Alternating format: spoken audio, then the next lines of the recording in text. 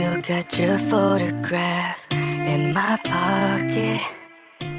What's going on YouTube? It's Guthannight here coming at you with yet another video, and today's video is actually a collaboration with the Megabit.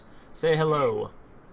Hey, what is going on, guys? It's the Megabit, and today I am collabing with you. So, yeah, today we have a $500 PC. That's so, yeah, would you like to get into it with the CPU? Yeah, so for this system, since it is a budget build, we went ahead and did AMD for the platform just because quad core is a must nowadays. So the nice part about this, it is an AMD FX 4300 at 3.8 gigahertz. It is a quad core.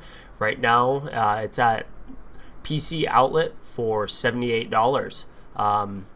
The reason why we chose this CPU sorry about that, guys, is it is a quad core, and with games nowadays they're taking advantage more and more of a quad core CPU versus a dual core. So that's kind of where I stand with that. As for the CPU cooler, we went for the Cooler Master Hyper 212 Evo.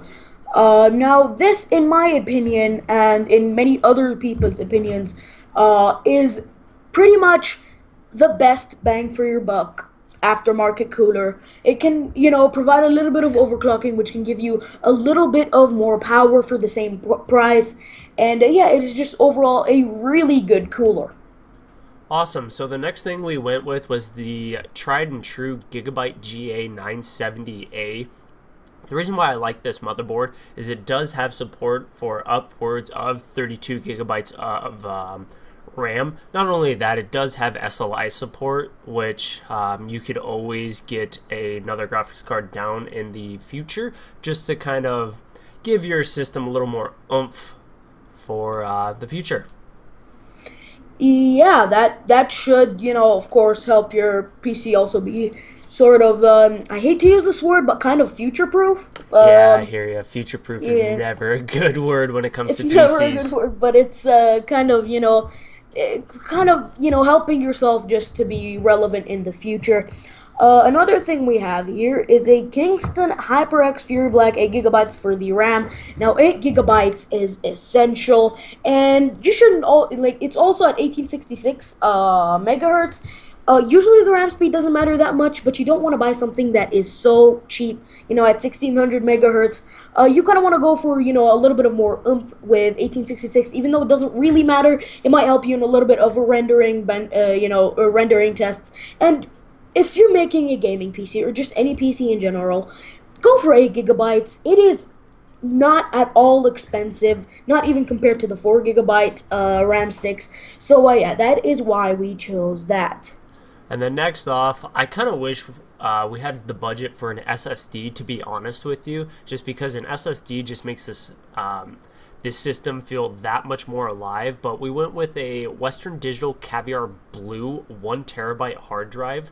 The reason we went with that is because you need room to store your games, and unfortunately, an SSD, just to get a 1 terabyte or even a half terabyte SSD is just ridiculous. It's pretty much as the graphics card alone, which you'll see next here. But that's why I always say you need to have at least a mechanical drive in your system is for mass storage. So, yeah, as for your graphics card, we were contemplating between the GTX 1060 and the RX 480, but in the end, we went for the EVGA GeForce GTX 1060 3 gigabyte model, mainly because it is just as highly priced as the RX 480, but does beat it in a bunch of benchmarks. So we decided to go with that just so that you guys can get more performance for your buck. And see, the one thing that I do like about the 1060, there's a lot of controversy about the 3 gigabyte card just because technically it's even cut down from the 6 gigabyte card, but I watched a lot of videos from Linus, Paul's Hardware, even Awesome Sauce, and Jay's 2 Cents. It performed within 1 to 5% of the 6 gigabyte card, and still, unless it was a DirectX 12 title, it also beat the RX 480. That's why for $200 you can't go wrong, especially with the RX 480 being about 250 because of supply and demand is supply is really low, demand's really high. So that's right now, as of September 13th, this is the best way to go.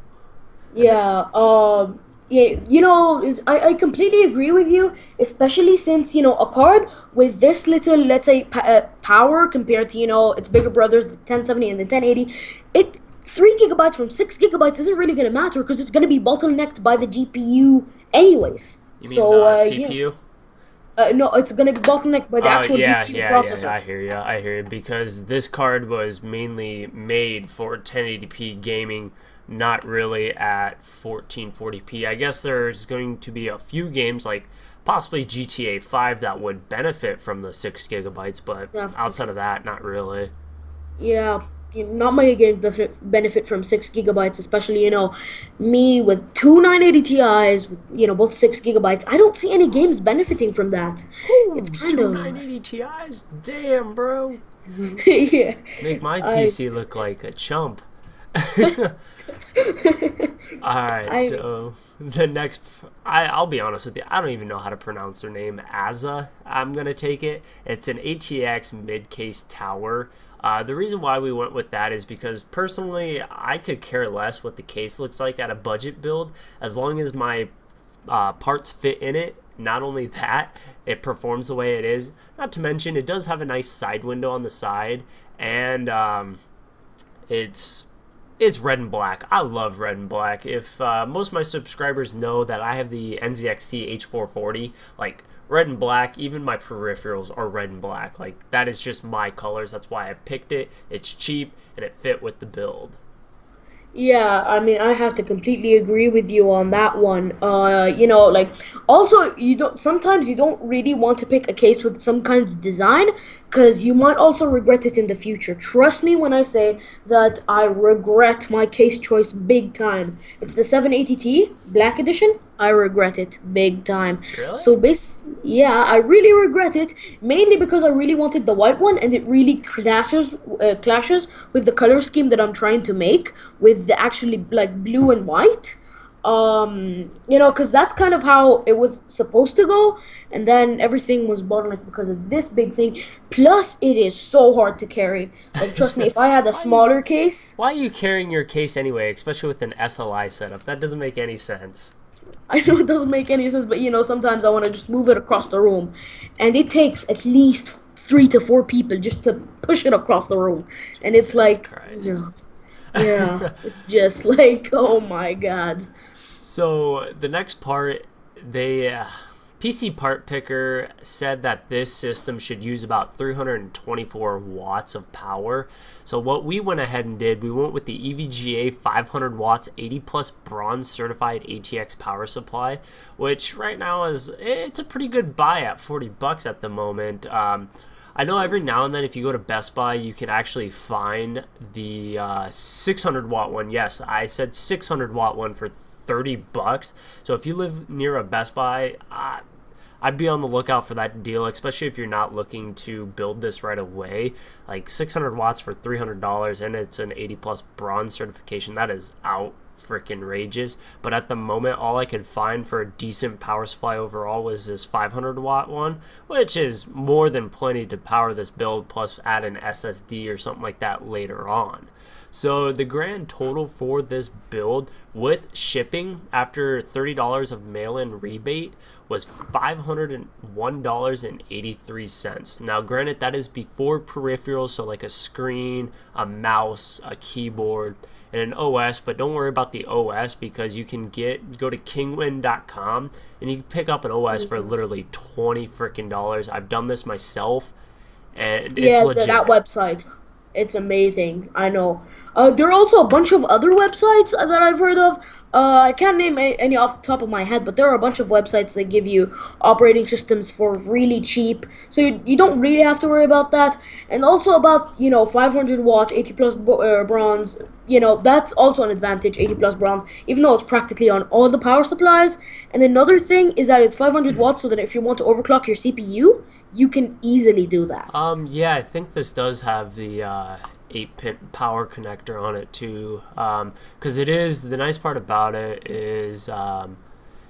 yeah, it does. I'm double checking it right now, and it does have the 8-pin power connector, which is perfect. So you have that motherboard does support the 8+2 power phase, which is not the best for overclocking, but it does. It would give you a little bit of extra performance, especially at 3.8. You could probably get this CPU up with this power supply and everything to about 4.2, maybe 4.4. I'm not going to guarantee that, but possibly. Yeah, I think you might get to, you're probably gonna get to 4.2, but for more than that, you can't guarantee anything. But if you get really lucky with the CPU, then Silicon yeah. lottery. Yeah, lottery.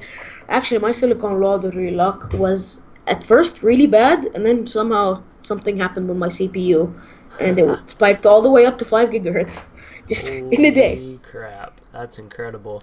But yeah, I'm gonna leave the parts down in the description. I'm gonna leave the PC part picker link down in the description as well. I'm gonna do that for my video too. So Yeah, for yeah, sure. you guys. Not only that, I'm also going to leave a link to the Megabit channel down in the description. I beg you guys to go check him out. His videos are actually, I'm going to be honest with you, they're a little bit, I think they're more prepared than my own, as if you're a long-term subscriber, I just kind of wing it off the top of my head and I say, screw it. If I mess up during the video, I laugh it off and I continue. His seem a little more planned out than mine, so I want you guys to check him out. Leave a like on some of his video, maybe even subscribe, because he is you're almost to what, you have 360 subscribers if I remember correctly. Almost 360 subscribers, Yeah. and I can't wait until I get some kind of amount, some kind of big goal. And guys, also make sure to check Guthannight's channel. He does some amazing content. If you just want some content to relax and just to watch. And also the first video I watched for you was the upcoming 1080 Ti video, I think. And yeah, like your videos, how do I say, you're really informative. Your videos, his videos are really informative. Drop a like and subscribe. I think you recently hit 1,000 subscribers, and that's an insane milestone. I did. I finally hit it. Yeah. I'm super excited because once you hit 1,000 subscribers on YouTube, the funny part is like literally so many doors open. It's ridiculous. So, I know, especially networks.